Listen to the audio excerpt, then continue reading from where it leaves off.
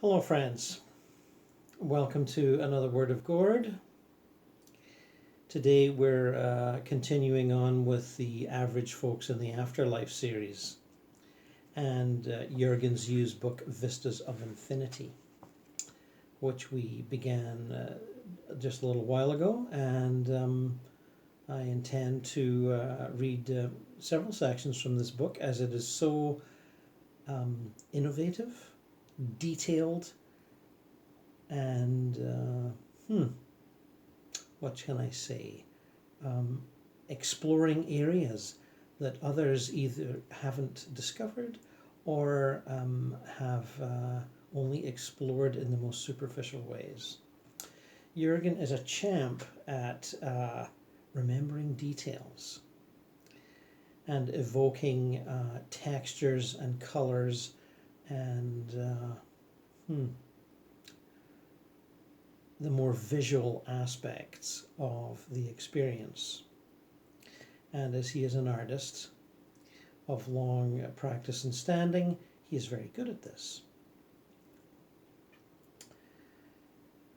10th May 2009, my father reincarnated.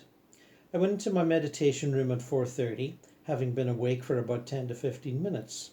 The night before I had studied material on deliberate out-of-body projection and was tempted to give it a try. For 20 minutes I followed the procedure laid out in an OBE induction video, but quickly became bored with the technique.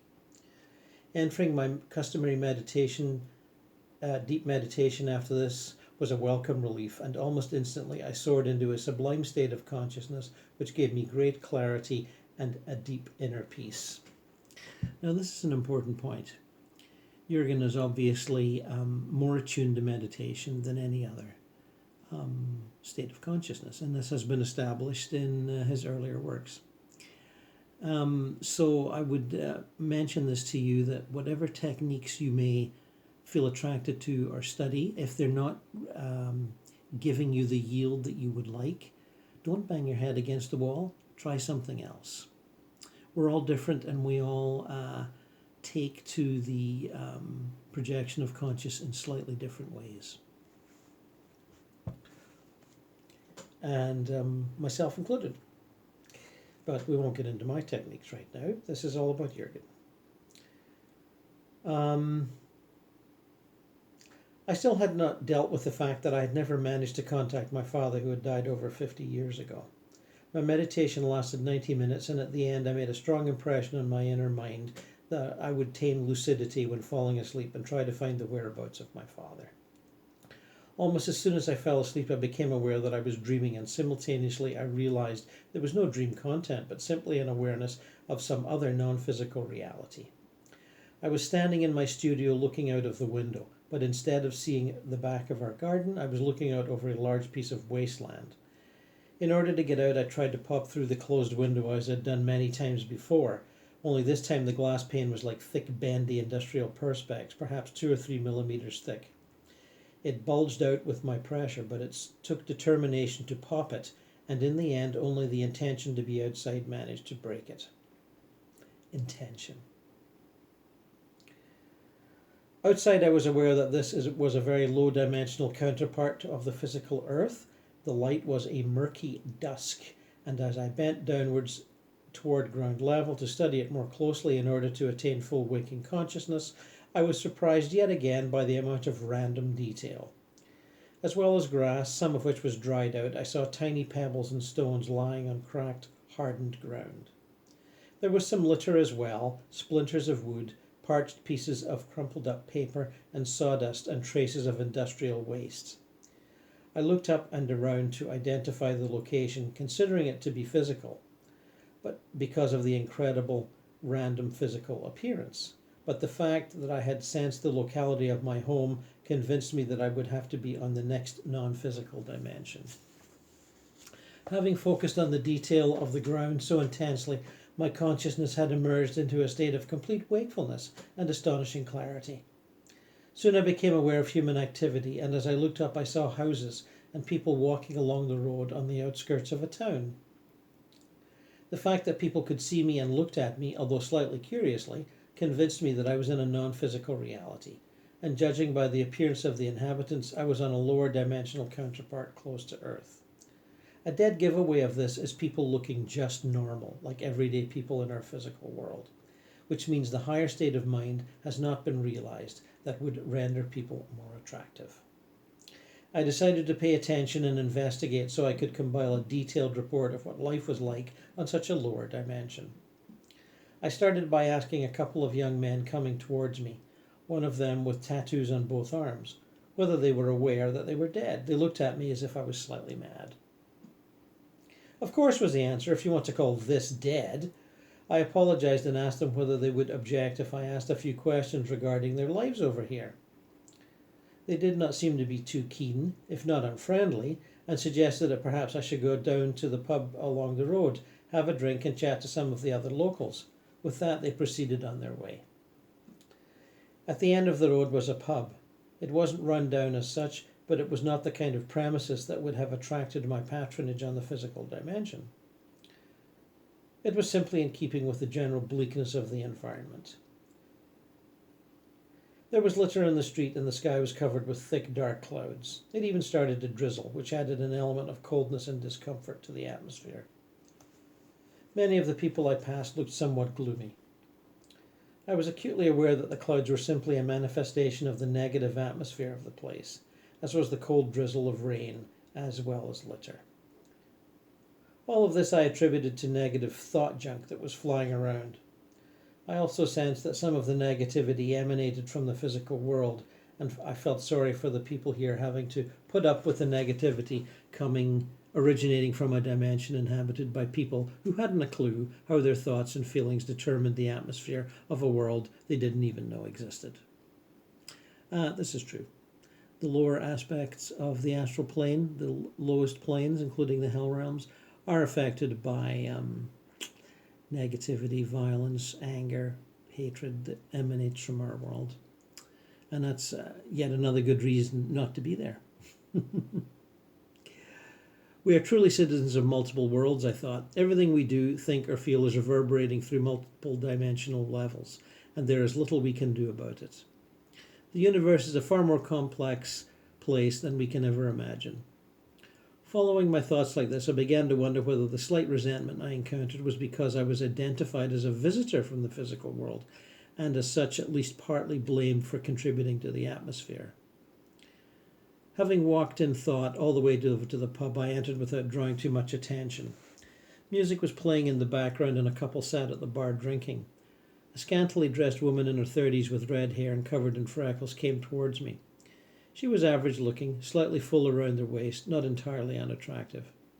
She exposed her breasts and asked me whether I wanted some fun. I was shocked by her blatant approach as she took my hand and guided it towards her breasts. I was too taken aback to react, but felt ill at ease. Not wanting to offend her, I gave her a gentle hug and kissed her on the forehead. I apologized and told her that my time was very limited and I had originally intended to find my father. She seemed to understand and told me that if I wanted to make love to her, I knew where I could find her. Something about her evoked my compassion. I sensed a person who desired genuine love without being quite clear about how to give it. This feeling ignited empathy and then love, and I sent a powerful wave of affection towards her. This had an instant and rejuvenating effect on her. It brought a generous smile to her face, which made her look quite lovely. I was almost shocked how radically a genuine feeling of love can manifest an effect. I left the pub and ventured into the road. I couldn't imagine that after so many decades my father would linger in a dull, lowly place like this. When my father was alive, he was very popular and had many friends. He would sing, play the guitar, and entertain people. I never ever experienced him scolding me. He had always been thoughtful, engaging in play and discussion rather than punishment. On the rare occasions when discipline was required, he would withdraw privileges, such as not having my allocation of cake on Sunday or having to take an early night. But I never remembered him uttering a word in anger. Outside in the open, I made an effort to raise my vibration in order to prime myself to see my dad, imagining him to be on a much higher dimension from where I was at present. I chanted my familiar mantra, which had the effect that I was lifted up into the air. But I soon slammed into a ceiling, which appeared to be impenetrable. Frustrated but not deterred, I decided instead to focus on all my energy on my father and put my trust in the universal laws of attraction to guide me to him. Instead of being picked up and rising toward heaven, a powerful current grabbed me and pushed me groundwards into the earth. Despite this, the experience was not unpleasant, and I allowed myself to be swept away, trusting that the outcome would be a positive one. Soon enough I found myself in the courtyard of a farm with whitewashed walls and a barn to my right. I knew beyond any doubt that this place was on our physical earth, in a distant part of Russia. How, I did not know, but I felt distinct certainty of the rough locality, which was in an eastern part of Russia. The people living on the farm did not seem to be wealthy by any means, but they managed to survive and prosper. In the yard where I came to rest were two little boys who seemed to be brothers, one about 9 or 10 and the other about a little younger. Physically they didn't seem to notice me, but astrally one of them did. With the powerful knowing, I recognized the older one as my father. The boy stopped what he was doing, looked in my direction, and without opening his mouth, he asked, "Jürgen?" With this powerful thought of his recognition, I accepted that my father was reincarnated as a child in Russia. When I asked him who his younger brother was, I learned that it was his father, and that his mother was the same mother who died when he was a child. My father had lost his parents when he was just 2 years old, and he grew up in an orphanage. He was now reincarnated to experience what he never had, a family and what it was like to grow up within and be part of a family, with both of his beloved parents being with him now. I considered the mechanics in place when my mother had told me only a few weeks ago that she had had contact with my father, telling me that he was on a higher dimensional level, and the last time she met him, he was painting. I now could see, after my father still recognizing me as Jürgen, that on a subconscious or higher consciousness level, this information is not lost, and that we can still interact with the higher dimensional bodies of a person when we are dead, and our loved one has made it back to the physical world. This information led me to conclude that on a higher consciousness levels, we have mature non-physical bodies which carry all the information from our past lives. No matter what happens, consciousness is a continuum, and separation an illusion of our three-dimensional thinking. Yes, indeed, this is true. Only part of you reincarnates, and it's not necessarily the personality that you had before. It's a mixture, it's a change, it's a version. And your higher consciousness, or your higher self, if you like, or that part of you which is close to your higher self, can be doing something completely differently on a very high spirit plane, while part of you reincarnates. I know it's complex, but there you go. This was a moving experience and not at all how I imagined I would meet my father. I now know that when I died, I would be able to be with my father on any of the dimensional levels I focused on, and would see and communicate with him in the flesh of that dimension. This realization brought into focus a much larger aspect of reality and its inner workings. After this, I became aware of my body, but decided to lie still and run through the events so I could write them down later. I then decided to return, as I still had a strong sense of presence in the other reality. I also wanted to return to the place to complete my notes. Sure enough, with just a slight effort of intent, I found myself back in the identical village pub. The lady who had offered herself to me before was there too and smiled at me when she saw me. This time, though, she was a little bit more reserved and introduced me to her family who had joined her mother and her sister. I opened the door and asked them to come outside, as I was curious to find out more how the inhabitants of this rather low-grade copy of the physical world operated. I asked how they lived, whether they used some form of money to buy or sell things.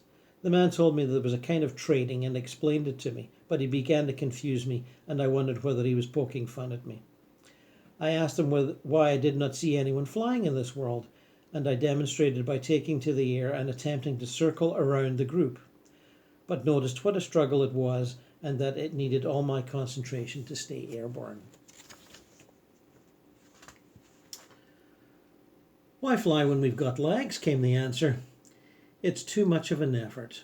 It will take me at least 2 weeks to become any good at it, the man said. I realized that, on this dimension at least, flying, although possible, was an unnatural pastime.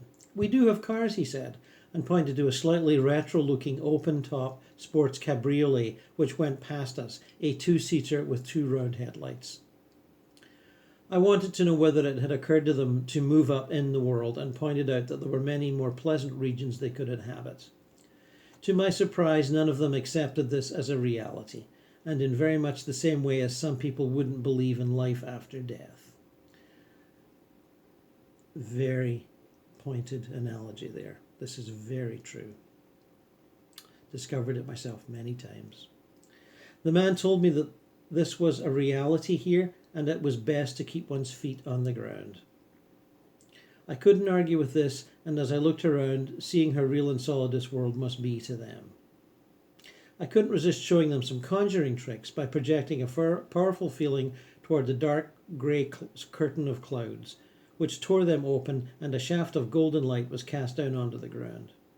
At the same time I projected other feelings into the air, conjuring up some luminous shapes which played over our heads and danced around until they disintegrated.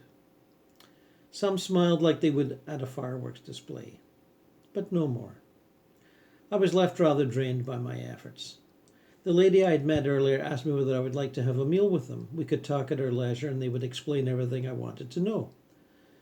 They were all very aware that I was an earthling and that I was having an out-of-body experience. I agreed to their suggestion. We walked past large fields, some with trees. Some were growing curious-looking plants, which looked artificial, like trees growing grass, which reminded me of a bio-experiment that had gone wrong. I notice you don't grow any vegetables or other produce. That's because we don't have much demand for food, the woman's sister said. I felt a bit silly with the suggestion, as I knew only too well that food is not an essential commodity in this dimension. There's no beef here either, she continued, but we had a couple of men opening a slaughterhouse not so long ago. Her statement surprised and shocked me as I imagined herds of cattle being killed and processed in a big abattoir. She told me that the men coming over here from Earth had had a business like that on Earth and thought it was quite natural to continue their profession over here. They rounded up all the cattle that had found its way into this region after dying and started a meat processing plant. The other inhabitants thought that the cows had suffered enough and soon put a stop to it. The man who was walking next to me grinned broadly as if it were a fine joke. We soon arrived at a house 3 stories high. The inside was quite tastefully decorated and made a pleasant contrast to the rather drab surroundings we had just passed through. As we walked up the stairs, I made another valiant effort to fly rather than walk, but found it extremely difficult and laborious. I had adapted to the general atmosphere and now understood why no one was flying. When we arrived in the room upstairs, the table was ready with food. I was touched by the hospitality and expressed my thanks by sending a warm feeling of love to my hosts. I held my hands over the woman's head, and to my surprise and everyone's amusement, her hair sprouted into a new elaborate style with flowers interwoven with the strands of her hair. This was the last thing I remembered. Yes, lower astral is very much like that. These people are very obviously not in a hell realm, where resentment, anger, violence, and, plotting and general all-round nastiness is the rule. But it's still a fairly lower level. And on these lower levels, the vibration is low and it's quite hard to fly. Quite hard to do any little sort of astral tricks that are quite easy on higher levels. And when reading this the other day, I remembered an account by Waldo Vieira, the Brazilian teacher of out-of-body travel, and where he had, in one of his trips, encountered this very thing, a lower level where people are trying to fly and can't seem to pull it off. They're jumping off walls and plopping onto the ground and flapping their arms. And this is just the way it is on certain levels. And I remembered also a lucid dream of mine where I projected and found, as you may have noticed from some of my spirit contacts and whatnot, the not so well known rock musician, not these days, Keith Relf, the former lead singer of the Yardbirds, the group that Jimmy Page took on and turned into Led Zeppelin, the world famous Led Zeppelin. I'd followed the Yardbirds as a teenager and was very fond of their music and their general progression. And Keith Relf died, I think, in the 80s with an unfortunate electrical... Something wasn't grounded, he plugged in an amp and he got electrocuted. I think it was that simple. And I found him on a lower astral level, an urban level, and asked him if he wanted to go. He was a little annoyed and frustrated because the electrical supply was up and down and fluttering off and on, rather like it is in those, what we read about in Karachi and whatnot, where they're trying to get their either their power or their air conditioning to working, and it doesn't work very well. Works for 4 hours a day and then goes off. Well, the lower astral's a bit like that too. And as a musician who wanted to play electric music and quite keen to continue on his creativity and expression, he was finding this very annoying. So I suggested to him that he come with me to a slightly higher level where things would work out. And I did that. I moved him on a couple of levels. It's easy once you know how, as long as the person that's coming with you is willing and believes you and doesn't think you're tricking them. So anyway, I left Keith a little happier than he was, and I was pleased to be of service to him, as his singing and his music had meant much to me as a young man, and still does when I listen to it. So, Jürgen, back to Jürgen, and another interesting little chapter here. Some reflections on consciousness and other people's beliefs in Jürgen's experience. And here's an interesting little bit. As usual, I immediately focused on the floor in front of me, which was strewn with leaves on sandy ground, until I could distinguish every detail with incredible clarity. I keep being amazed by the superfine detail and questioned the belief some people maintain that what we see in the out-of-body state are simply our thoughts and our own fantasy projections. Studying such astonishing minutiae, obviously I cannot subscribe to this belief at all, and can only assume that people who explain out-of-body experiences as fantasies have never actually had the experience or taken the trouble to look at our non-physical reality close up.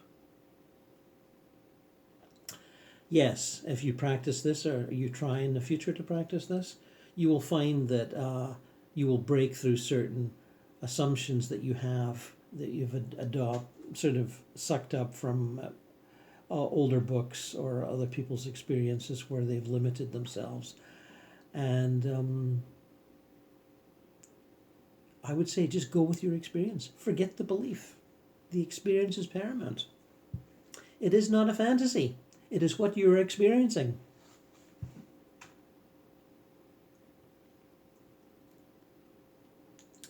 All this aside, looking at the sand I had picked up from the ground, I began to wonder how far I could go to resolve all the detail. The richness and complexity I discerned was staggering, seeing swirling particles of matter. This is how deeply our minds can view without the use of an electroscanning microscope. How rewarding, how easy, how satisfying this was.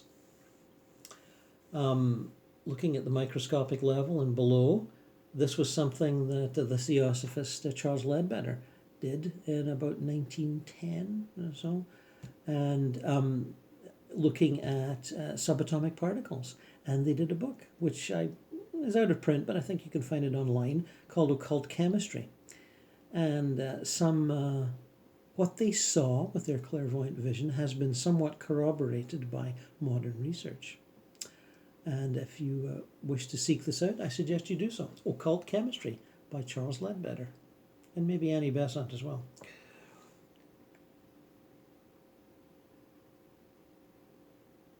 When I looked up, letting the sand I had picked up from my study run back to the ground through my fingers, I saw a group of children playing. And I asked them whether they knew that they could fly, as this was what many would consider to be a dream, and that they should try it.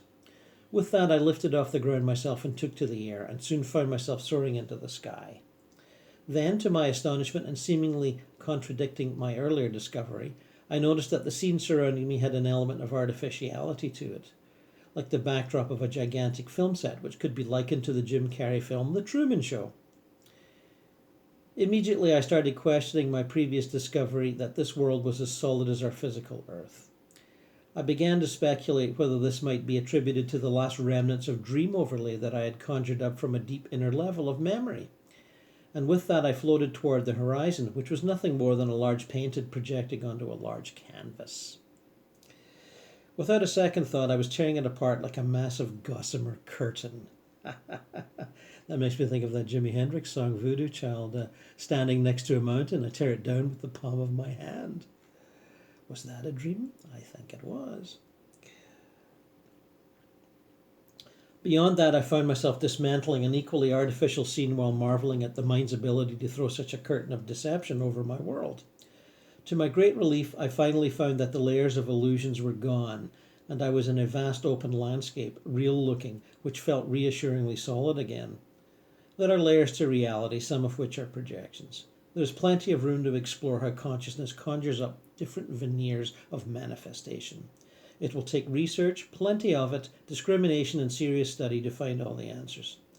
I think it is this complexity of reality which makes it so hard to put it under a scientific microscope. But hopefully we can make a start by recording and trying to understand what is taking place.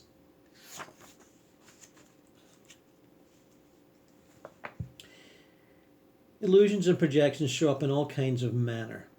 At that moment it felt as if I had pierced the illusionary element of the lucid dream and made the transition to the new dimension of reality proper. For a few moments I pondered what to do next and thought it would be perhaps a good idea to contact my mother again and catch up with her latest news.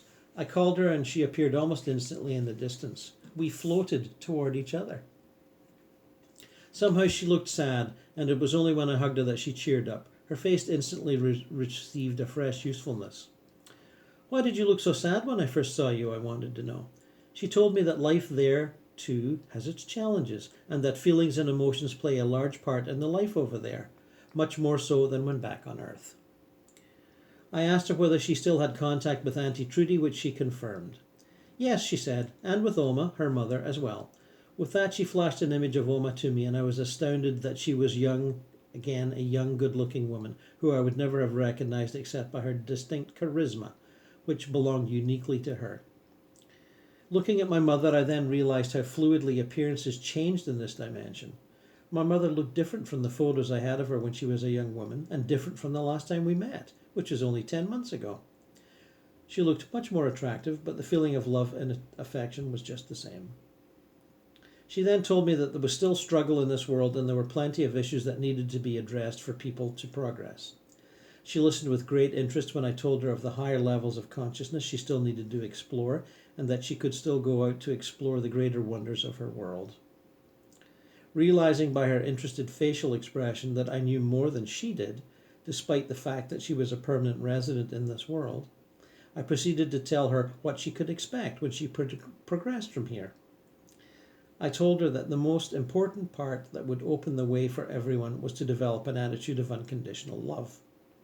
My mother looked at me with such love and sweetness when I said this to her that I burst out laughing, wondering who this jumped-up twit was lecturing this woman about unconditional love. I asked her whether she missed my father, and she looked momentarily sad. "Do you know what happened to him?" I asked. She told me she had a vague idea and understanding. I then told her that he had reincarnated in Russia, but that on a much higher level she will still be able to contact him in the way she remembered him, despite the fact that a part of him had sought further experience on the physical level. With that, she seemed reassured.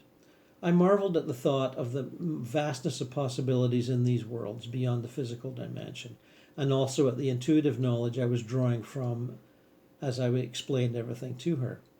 I've had that experience. I'm talking to groups of people and I express all kinds of thoughts and insights that I didn't know I had. So I'm obviously channeling a higher self or part of my higher self. Been doing that for years. Very strange.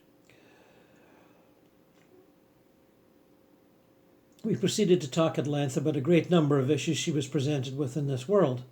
Even in real life, my mother and I had never discussed the issues of which she had now become aware. Now we were having a deep philosophical conversation. At one stage I asked her whether she was watching us on Earth.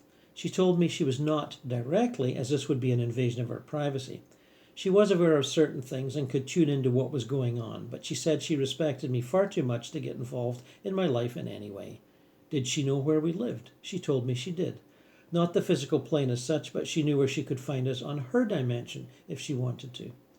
With that, we travelled to a sunny spot, a villa on a beautiful hilltop surrounded by a large garden and rockery. A sloping path from the villa led to a beautiful ornate swimming pool, nothing at all like the semi-detached suburban home we occupied in the south of England. Curiously enough, I recognised it as the house of my wife, and I was astonished that in real life I had no knowledge of it. My mother laughed. "It looks as if I know your house better than you do." I proceeded to investigate, and indeed every feature I looked at was incredibly familiar to me, and I wondered how many hours Julia and I may have spent there together when our bodies were in deep sleep, then waking up in the morning and having no recollection of it. As we walked along the path with its low whitewashed walls and ornamental rose beds, she confessed that in the early days of our being together she was not at all sure whether we were suited for each other. She confessed that she had concern that it would end up in tears one day, but the fact that we were still together, even on this side, occupying a house together, had proved her wrong.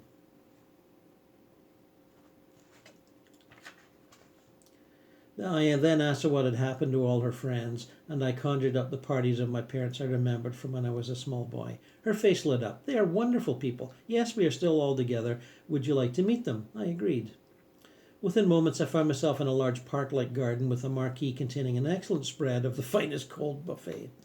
I was greeted by one of her friends, who even as a young child I had always recognised as being extremely beautiful and attractive. She loved children, and whenever she saw me, she crouched down before me with a cigarette in one hand, and with the brightest and warmest smile one can imagine, she held my hand and stroked my hair. "Oh, he is such a sweetie," she would say. She took my hand and gave me a warm, affectionate hug. "He is still a sweetie," she explained, which made me burst out laughing with everyone at the party.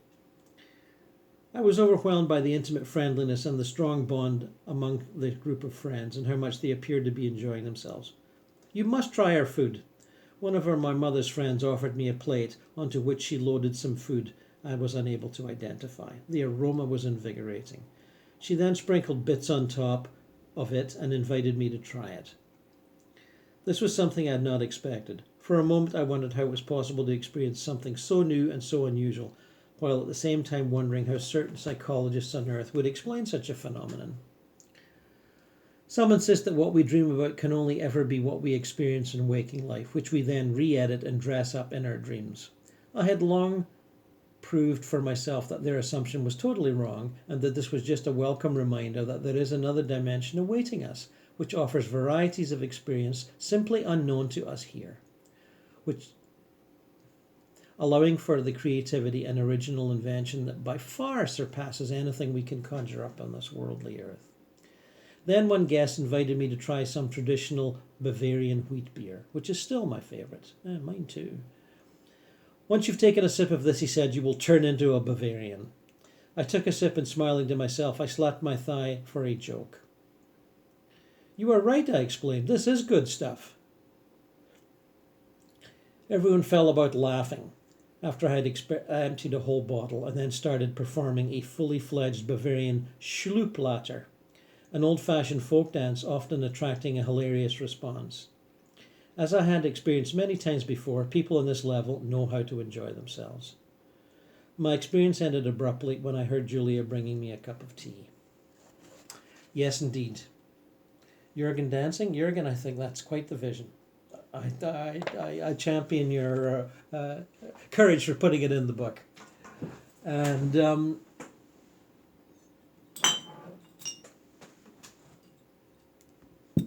some German wheat beer. Hacker Schwor. I drink it all the time. Anyway, yes, people do have homes on other levels. I've got one myself. It's a cottage in the forest. And many more of you do than you would ever suspect. Just because you haven't discovered it in a dream or a lucid dream or a projection doesn't mean it's not there. Not everyone has them. Not everyone even thinks about building them. But some of us do have them. And some of them go back several incarnations. You didn't just do it now. You did it a while back. Came back to Earth, back and forth, and it's still there. Anyway, another small point. Vistas of Infinity, Jürgen's U, which we will continue. Did I stumble there? Which we will continue very shortly. And I bid you all farewell on this lovely autumn day here in southern Ontario in Canada. And peace in your hearts, dear friends.